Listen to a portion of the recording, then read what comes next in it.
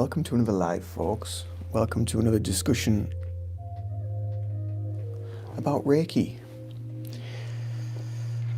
about the understanding of Reiki, the various teachings of Reiki that we sort of evolve through when we begin learning Reiki from level 1. We're going to talk a bit about Reiki, about the journey of learning Reiki, what the learning and the courses that you go on entail. And just to begin with, I always condone in-person courses. I don't condone any online teaching as such, although the theory and the philosophies such as my lives, my videos, obviously they're not accredited, the lives and whatever, and the videos, but there is some knowledge in there, as well as many other practitioners around the world that do share some of their understanding and knowledge of Reiki via the means of YouTube or TikTok or Instagram or whatever it might be. So there's lots of content out there that you can search for if you're looking for more information about Reiki, about what Reiki is. And over the years, it has become kind of conceptualized into this sort of external force. But the original teachings are always showing us that Reiki is nothing external and it's nothing separate from us.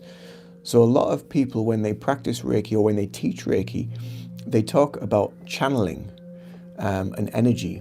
And often when we talk about channeling, we're usually talking about, unless we're channeling our own energy, the aspect of ourselves, which is what people like Eckhart Tolle do and whatever, where they're channeling information from within their own awareness.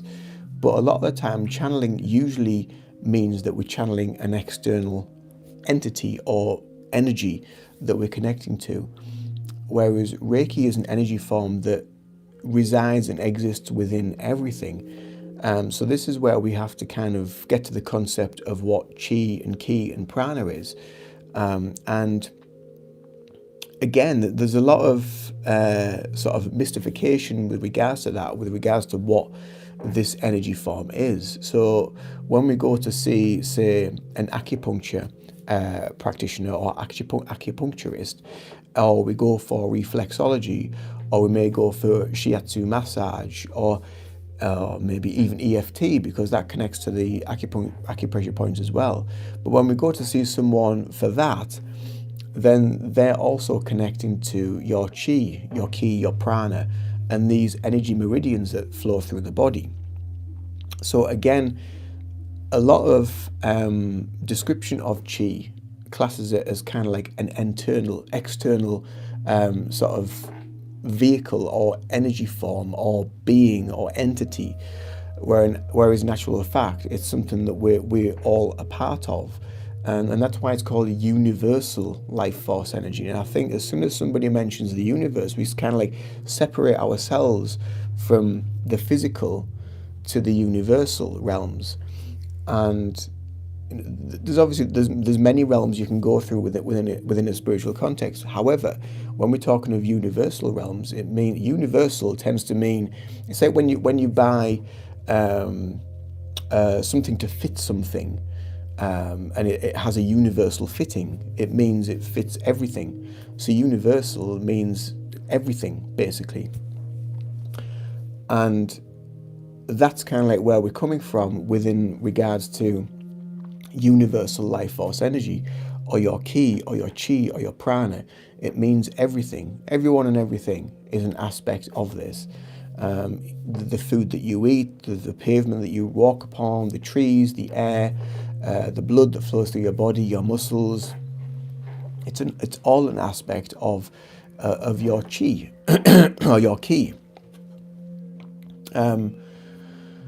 So a lot of the time, this information does seem to get like diluted a little bit away from the original teachings, and the best person to listen to with regards to this is a guy called Franz Steiner, who teaches a lot of the original philosophy behind Reiki, of where it kind of originated and what Mika Usui was pointing towards was this energy form that resides within and around everything.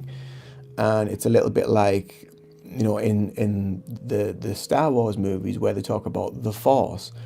And George Lucas knew about this energy. He knew about this energy form that resides within and around everything. So this is where the Force, when Yoda talks about what the Force is, and it's this force that resides in and around everything, in the air, the food, the water, the rocks, the blood in your body. Everything is an aspect of it, and you are an aspect of it as well. So maybe sometimes, to try and understand it, maybe people try to think of it as something separate to try and understand it. And that's when we're going through the teachings in Reiki, when we're starting from level 1 through to master teacher. Level 1 is all about your self-healing. It's all about understanding the history of Reiki, the Reiki principles, feeling the energy, feeling what it feels like, the attunements, going through the meditations, learning the practices of Hatsure Ho, Kenyokyu Ho, the hands-on healing, Gash Ho. So it's all to do with the breath and tuning deeper to the self. And this is where we find Reiki. And it's very much like when we're doing, if we're doing sort of yogic breathing, or if we're doing transcendental meditations, or we're doing breath work. A lot of it is revolved around the breath and also breathing into the belly. So a lot of Eastern knowledge and Eastern philosophy goes all the way back to obviously ancient China and Japan. And a lot of, from reading some of the literature that I've been looking at, a lot of Mika Usui's journey and learnings about this energy took him to ancient China to learn more about Qi, and to learn more about the philosophies behind that. So you do see a lot of Zen, mysticism and knowledge and esoteric wisdom that comes into a lot of his teachings. And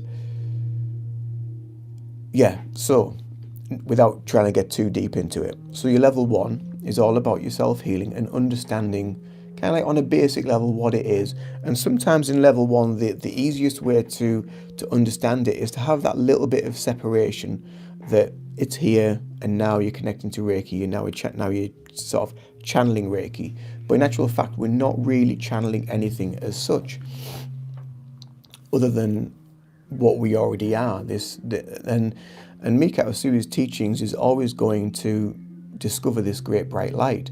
And the great bright light is discovered through the various levels that we work through within Reiki. And one of the biggest levels and pointers that we're looking for to find this spiritual energy, this light, whatever, this chi or ki or prana, whatever you want to call it, is to go through the 5 Reiki principles. And these principles are written in many different forms, in many different scriptures and texts. Some are longer, some have like 10 principles, some have more, some have less. But the basic, I've got them on a coaster right in front of me here. And I've done a lot of videos recently about the Reiki principles and about the importance of them, the reason why they're written in such a direct order, and the meaning behind each of them, and how as you work through them, your vibrational frequency changes. So obviously with the Reiki principles, we've got letting go of worry, letting go of anger, being grateful, doing your work diligently or working hard and honestly, and being kind to everything, every living thing. And they all begin with just for today, which is a very, very important aspect, because as we're living just for today, we're trying to be in the present moment, and we're living through these principles, we're also becoming closer to that energy, that awareness that is ever present within.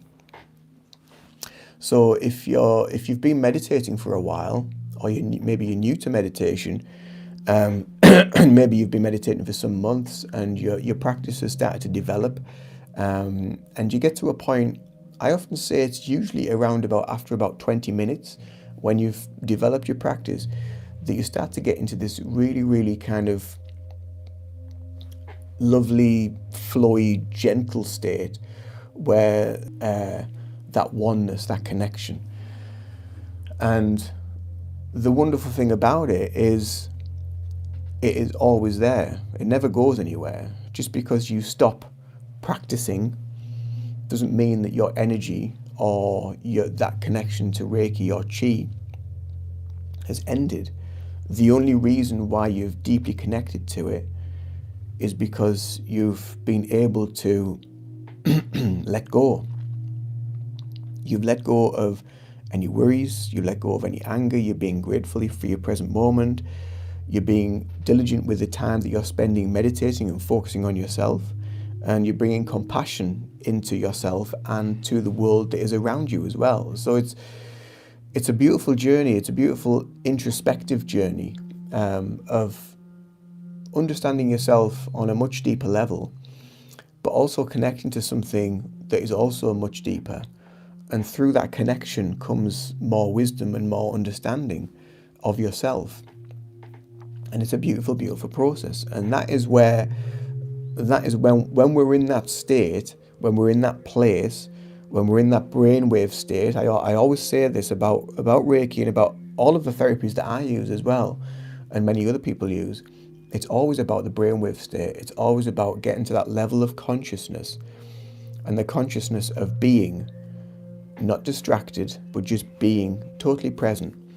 And when you become totally present and you start to move awareness and you change your awareness, like sometimes in some of my meditations and some meditations that I've got coming up that are scheduled to be released this month, I ask you in those meditations to move your awareness around your body to different points.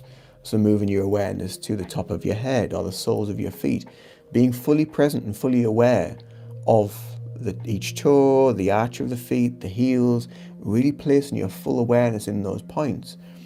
And what you tend to find as your awareness deepens and as your connection deepens is you actually find an element of your consciousness is within that area. So it's within your feet or it's at the top of the head.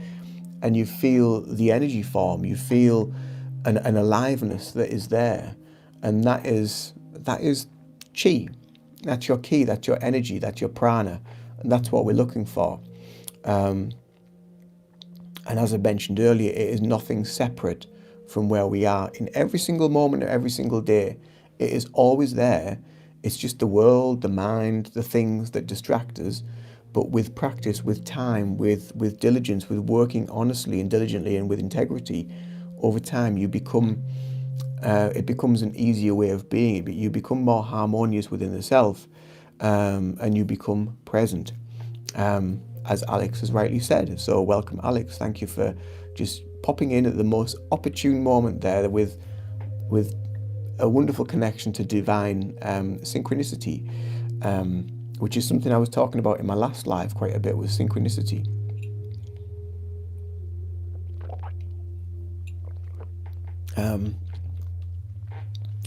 So it is nothing. It's nothing separate of ourselves. And sometimes within the teachings, and I see a lot of Facebook posts, and I see a lot of things where people talk about they're wanting to channel Reiki Reiki into maybe playing singing bowls, or they're wanting to connect to crystals and use Reiki with crystals, or they want to use Reiki to cleanse their home, or all of maybe put it into their food and their water. And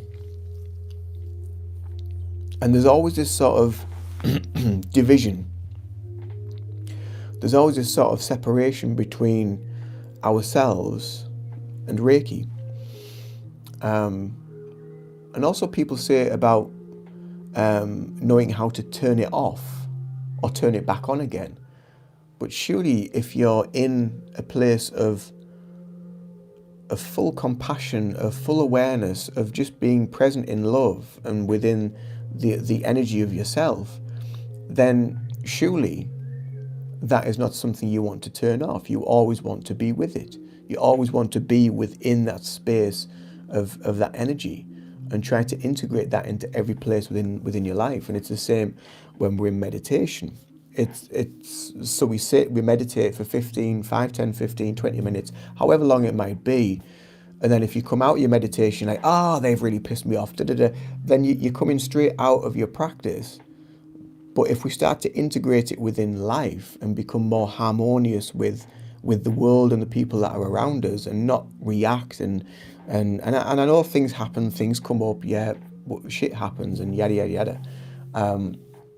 But if we have a different outlook and a different mindset through your meditation training, through your Reiki training, through whatever it might be, then you become more open and accepting to just what is, and become more present with it, and not letting the ego get in the way of the worst case scenario, or how much they've pissed you off, or how you're going to do this to get them back, and, and all that sort of stuff. Hey Macy, welcome, welcome, welcome. Hey Ralph, welcome to the live. So it's, from my understanding, and especially when we're learning level 2 in Reiki, we start connecting to symbols. And again, a lot of people externalize the symbols and use them externally, but the symbols are actually teaching us that we're already a part of the symbols as well, and they're a part of, because it's Reiki, it's universal, it all fits together. Like I was mentioning earlier about, when you get a universal part to fit something like a Hoover or whatever, then it's universal, so it's for everything, and because everything is everything, and we are everything. So it's trying to just sort of conceptualize that into people's psyche, I suppose, into the mind, to understand it a little bit deeper, on a bit of a deeper level, and not so much surface. And then the more you learn, the deeper you go with it, and the more you use the energy as well, the more you sit with the energy, the more you practice with it, the better you get at knowing you, knowing yourself, knowing the energy, knowing when it is more noticeable as well. A lot of people as well say, if there's one person and they want Reiki, and you've got 10 practitioners that are all giving Reiki to that one person, is it going to be more powerful? And it's a really great concept, it's a really great question. And the answer, I would say, is it's never more powerful, but when you have a collective energy, you become more immersed in it, so you become a much deeper aspect of it. So it might feel more powerful because you feel more integrated within the energy, but I wouldn't say it was any more powerful than what is already there, because you can't really kind of turn up the notch or turn it back down. But what you can do is, through deepening your practice, deepening your awareness, you can have a deeper knowing and understanding of it, and when you feel it and when it's flowing, and it's much deeper. And as well, when I first started learning about distance Reiki, I often had this thought like, well, when we're doing distance Reiki, if we're sending Reiki to multiple people, is it going to be diluted? Is it going to be less for each person because you're sending it to more people? Well, no, because again, that brings an element of externalization into Reiki, making it more physical. That because we're pushing it to more people, that it's going to be less. When in actual fact, it's just the same amount, because we're all of that energy. And it's difficult to understand it, and it's quite difficult to explain and put into sort of physical terms for people to kind of like get really in the mind, unless you're of those teachings, or maybe you've learned Reiki and you've been attuned to Reiki, and you're more deeply connected to Reiki through the principles and through the mantras and the meditations. But yeah, it's quite difficult to understand. And then when people ask me, like, if they've never heard of Reiki before and they want to understand what Reiki is, and I just say to them, to keep it as the most simple way of explaining it as possible, is that it is a relaxation system or technique to help your body and mind relax, to facilitate your own healing, to allow your own healing to improve because you're relaxed. And then people might argue and say, well, when I go to bed, I'm asleep and I'm relaxed. So why do I need Reiki? Well, that's a very good point, really. And yeah, when you do sleep, you tend to be relaxed unless you have issues with sleep and you can't get to sleep. That's when you need to get some Reiki. If you have a peaceful sleep and you sleep quite well and you sleep soundly, then you're going through a lot of healing. You're doing a lot of healing internally. You're going into a lot of dream work. You're doing a lot of subconscious stuff there already. So yes, you are doing a lot of healing already. But what is the harm in having a little bit more of being in that present energy, of being present with the self? Alex says there, my naps seem to be more meditative. Mine are too, to be fair. I don't really, when I have a nap, I don't really sort of like zonk out. I'm usually quite aware, but I'm very, very relaxed in mind and body, and I just enjoy that state that I'm in, that brainwave state. And yeah, and that's it. That's where we go when we're having a Reiki treatment. It's almost like being, I always say it's somewhere like being, it's that place between being asleep and awake that we all go through. It's like a theta gamma sort of brainwave state where you are just very, very relaxed. And the reason why the healing is more beneficial for you when you are relaxed is because you're not wrapped up in the world, you're not wrapped up in life, and you don't feel as stressed, you feel more calm, or you should feel more calm. And with that calmness, everything internally starts to function better, because you start to go more into parasympathetic nervous system. So there is a lot of science behind how it works. You go more into your parasympathetic nervous system, which is your rest and digest. Once you start to get more into that, you're coming out of your fight or flight, which is the overactive, overthinking, what's going to happen, how I'm going to react, how I'm going to deal with that. You go more into a restful place. When you go more into a restful place, you're able to digest, you're able to process, you're able to understand things. And I think as well, hi Al, welcome. I think as well,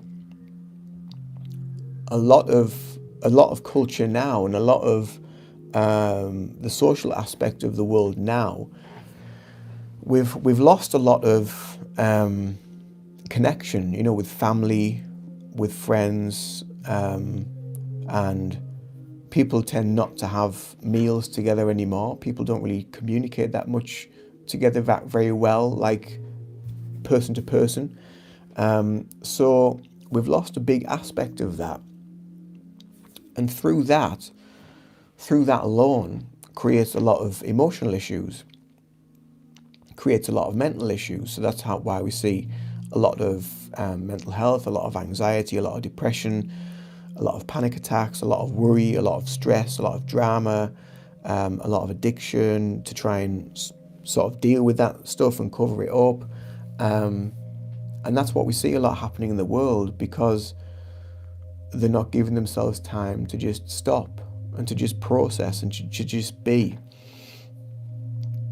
And it's happened before with a few clients over the years where they're so stressed out and they're so burned out in their energy and they're so like frantic of thought, they don't know how to calm down, they're not sleeping very well, they're getting very anxious, they get very stressed, they get very panicky, they come and have a Reiki treatment and then they start twitching and the arms are flinching or the legs are flinching or they can't sit still.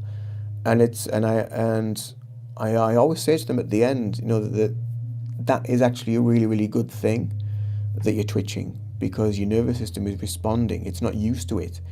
Your body's used to being kind of like always on the go or uptight or stressed out. And the thing as well about stress and being in this burnt out state and cortisol is it's very, very addictive, and your nervous system actually becomes addicted to being in that state.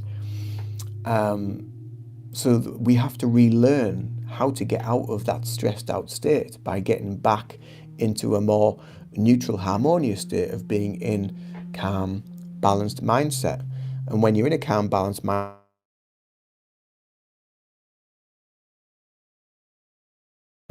just had a missed call there. So the camera or the voice might have changed a little bit. Um, Actually, I'll put it on do not disturb, and then nobody can get through. Um, so yeah, well, what? So yeah, so when we're in that calm state, the nervous system isn't used to it. So you're going to automatically start flinching because you think, oh, I must do this, I must do that, I must get this done, I must get that done. What's happening? And all these other thoughts come up. That's totally normal. And I always say to people, that the more you get into this state, the better your nervous system, your mind body connection is going to respond. You're going to feel better. You're going to feel calmer. You're going to feel better in each and every day. But it takes time. It's not going to be a wham bam one session muck Reiki session, and you're going to be sort of fixed in one treatment. And it's the same with anything medical. Usually, if you're taking medication, especially for mental health, you get worse before you get better. And sometimes you have to go through that process of understanding, oh, why am I twitching so much? Why is this happening? Why is all these thoughts coming up? Because your body and your mind isn't used to it. It's not used to being in this nice calm state. You're used to being in fight or flight. You're used to being stressed out. You're used to being in panic mode. You're used to trying to understand what the next thing is, what the next thing that's going to happen, rather than being here and now. So it's a practice. And anything, as I've always said before, anything in life, if you want to get better at something, you've got to practice. You've got to practice doing it again and again and again, for weeks, for months. When I started meditating, which I'm not one of those people, I never thought I would be someone that would meditate in my 20s. But when I started, something changed, something profound happened. There was a gentleness, there was a deep knowing that this is what I need to be doing more of. So I did more of it and I got better at it and I felt better for it. So why would you stop?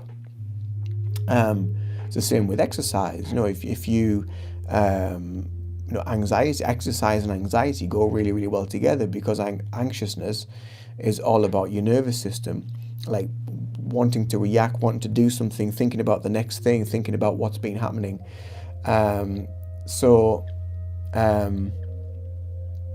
The exercise, the actually pushing your body physiologically past its point, is a really, really great way of sort of like harmonizing and balancing that out. It's really, really, again, it's a really, really powerful technique that you can use.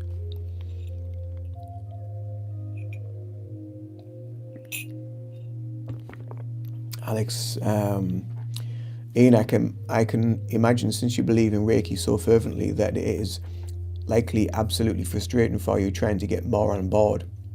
I imagine it would be like learning humans can fly with just their bodies, but walking around shaking people like, we can actually fly, why aren't you listening? Yeah, absolutely. It can get a little bit like that, but I know it's not for everyone as well. So it's having a balance with it. It's having a balanced mind, and knowing that the right people will come when they need to. I like talking about it. I like raising awareness. I like sharing knowledge. I like giving things for free for people to be aware of it, for people to try it. That's why I do free healings on here. That's why I give gift cards away to people, and that's why I give free sessions every now and again for people to just give it a go and see if it'll help and if they get something from it. If they don't, fine, try something else. And that's why I've learned different things over the years, because one thing isn't like it's not an overnight fix with one thing. Sometimes you need a multitude of things to assist, and that's why some of my packages that I use and I've put together on my website is about facilitating and holding space for that person, whether it be physically with a physical body and doing exercise, or whether it's through meditation, hypnotherapy, working more on an emotional level with EFT, or using Reiki for a whole host of things. And again, no one knows you better than you. So when you get into that nice calm state within mind and body, the answers are always there. You just need to learn how to access them. And that's where Reiki and Chi and calmness of mind and meditation and upholding that practice, that's where it will eventually get you. You will find an answer. And sometimes it might not be the right answer, and that's okay. That's also fine. That's not a reason to get frustrated or angry because you think, well, I've been meditating for all these years and that should be the answer. And then straight away the ego fires up because you're expecting straight away. But if you just allow things to flow and just happen, and you will feel a deeper resonance, a deeper connection. I feel like people who make breakthroughs of any kind usually feel a deep obligation to help others with it. Yeah, and that's right, because that was me all over. As soon as I had my first session or two of Reiki, when I first started trying to sort of help myself with my own mental health, and I had a few sessions with my then Reiki teacher, I just thought, wow, what is this? There's something about this I need to find out more about. And then I found out they actually taught it. I was like, well, can I learn it? He's like, yeah, anyone can learn it. So it's just a really, really amazing tool belt. A really amazing tool to put in your tool belt, to put in your toolkit for life. It's a way of being for life. And it's something to, when you stick to, you do feel and reap the benefits of it. And then you think, why aren't more people doing this? Why aren't more people aware of this?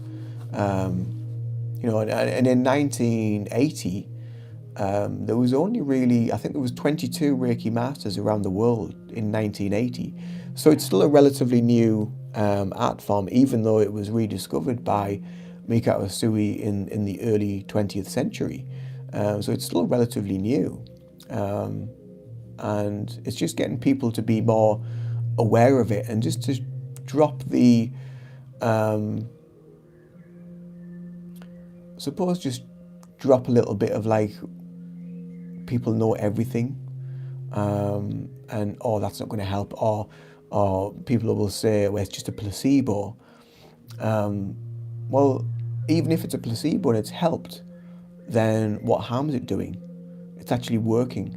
And the mind is so powerful. Our own mind is more powerful than what we actually give credit for. So maybe if we step more into that and lean more into that we're actually more powerful than what we realize and what we've been taught and what we've been led to believe. I feel like that with smaller things, like when I discover some music that deeply moves me, I'm like, who else needs to hear this? But you can't really know if the timing is ripe, but you try anyway on the off chance that it sticks. No, you can't make someone catch on if they aren't ready or interested. Absolutely, yeah, absolutely. So, yeah, this is worth making a short out of. Yeah, do you mean the placebo bit? Yeah. I like to make a few shorts out of my lives because every now and again I do speak a few nuggets of wisdom and think, that might sort of hit home for a few people. And there is a lot of research as well with regards to Reiki and its effectiveness. There is a hell of a lot of research, but not a lot of it is kind of, you have to really dig deep. Again, because the mainstream world doesn't want you to realize how powerful you actually are. But there's a guy called Dr. David Hamilton, who I follow a lot over social media, and I have one of his books, which is aptly named Why Woo-Woo Works, because everyone calls these things woo-woo. And there's a section in there about Reiki and why it works, and also some of the research that he has actually done himself with him being a doctor, and at various universities where people have had knee replacements, and when they've had the people that have had the knee replacements, there's been a group of control that have only had Reiki. There's been a group that haven't had Reiki, and there's been a group that have had false Reiki, so like a placebo type Reiki.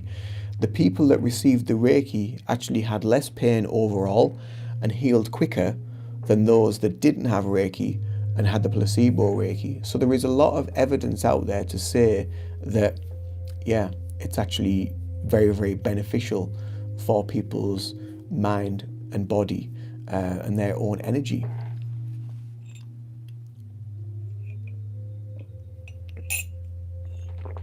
So there we go. But I hope everybody's well. I hope everybody's thriving in 2026. I hope you've been able to do a lot of letting go and releasing of the old. If you haven't, then I did do a live quite recently, which was a meditation about letting go of 2025 and bringing in what you want from 2026. So do check that out as well, if you feel called to, of course. And it's just the reason why I try and share some of this is it's not to force people into trying it or buying anything from me or my services. It's just to share a little bit of alternative thinking and to just open people's minds a little bit more to something more than just this physical world, and that there is something much deeper within us all, within every single one of us. And whether you want to call that your soul, your spirit, whether you want to call it your consciousness, your awareness, or your God source energy. So yeah, there is something deeper going on within. Welcome back, Al. That's okay. Let's ask Ian to repeat what you missed. Oh, fucking hell. And like, when we'll go all the way back to the beginning. We'll start all over again.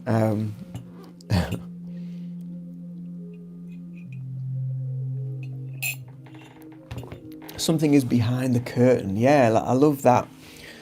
It's so true. And The Wizard of Oz, that was a film that was teaching us so much, wasn't it?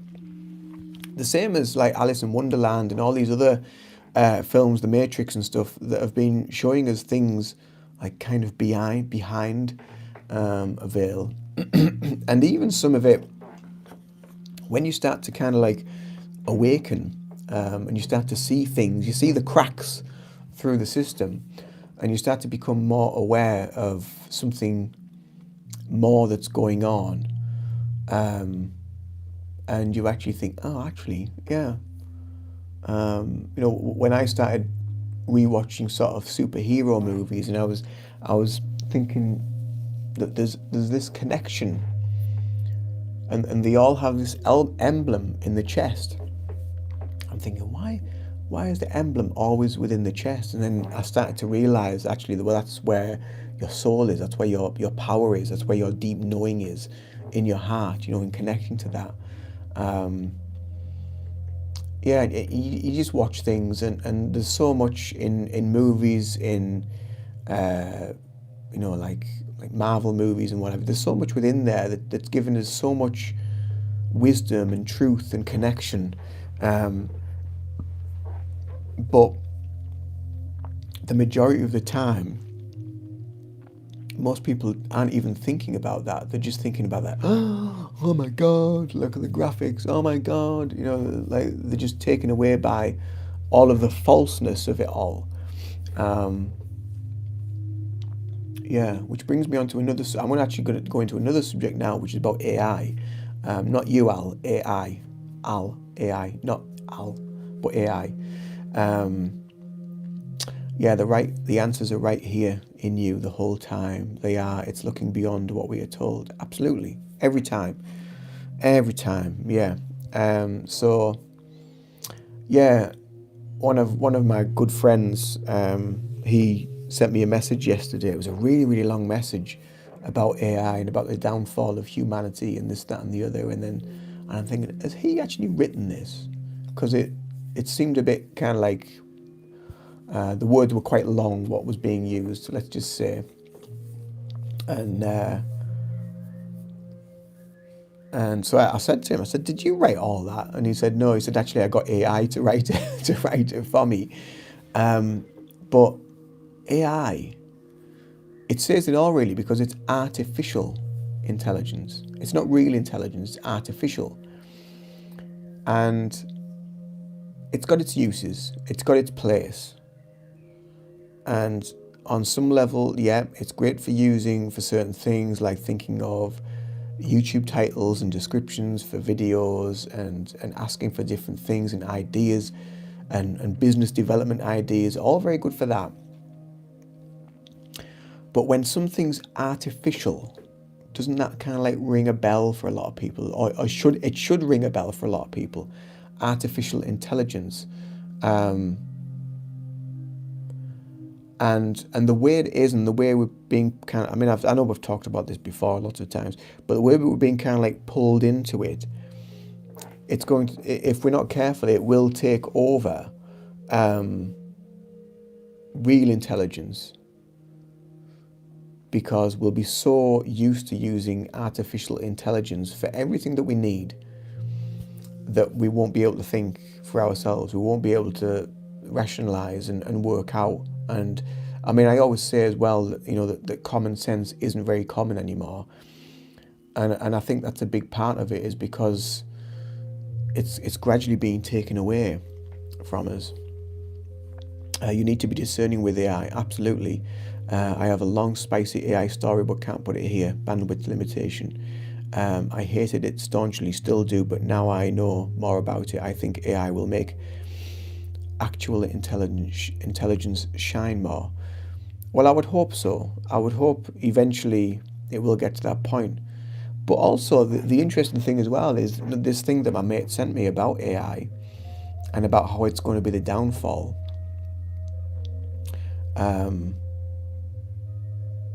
The fact that AI already knows that, isn't that a bit creepy? Isn't that a bit kind of like worrying?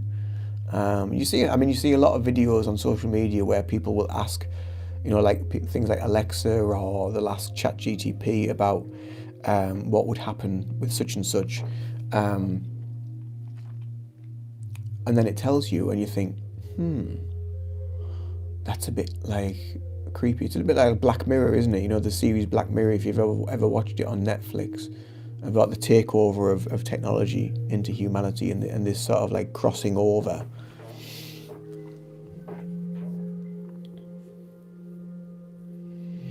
To be fair, I did, but as I'm learning more about it, does have its uses. Just need to be careful. Yeah, like I said earlier, you know, it does have its uses. We just have to be aware how much we want to bring it into our lives and how much we want it to actually think for us. Because as soon as something starts thinking for us and we start to lose our rational, we start to lose common sense, we start to lose that element of us that can make rational thought, then who makes the decisions after that? You know, we'll be becoming more led by something else rather than, rather than leading ourselves and understanding ourselves properly from within.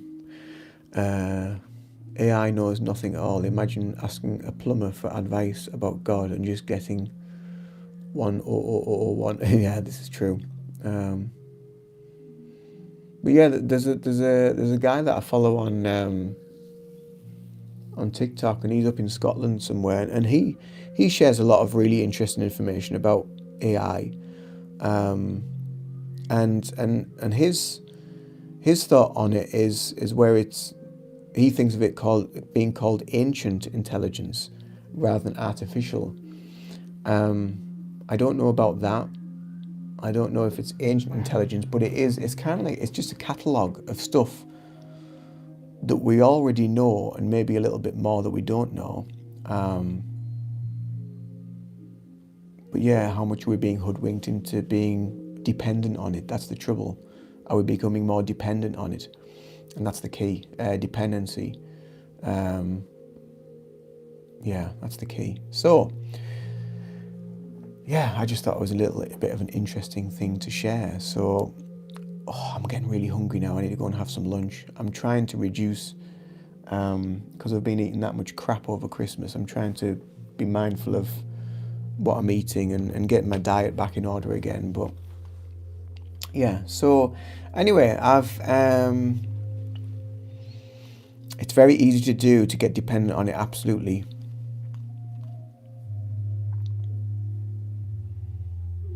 The models I have spoke with are like a less funny version of Whose Line Is It Anyway, an improv artist at best. I love that show, Whose Line Is It Anyway. I prefer the British version than the American, but I like that Colin Mockery and Ryan Stiles is still in there, and still doing their thing, and Brad Sherwood as well.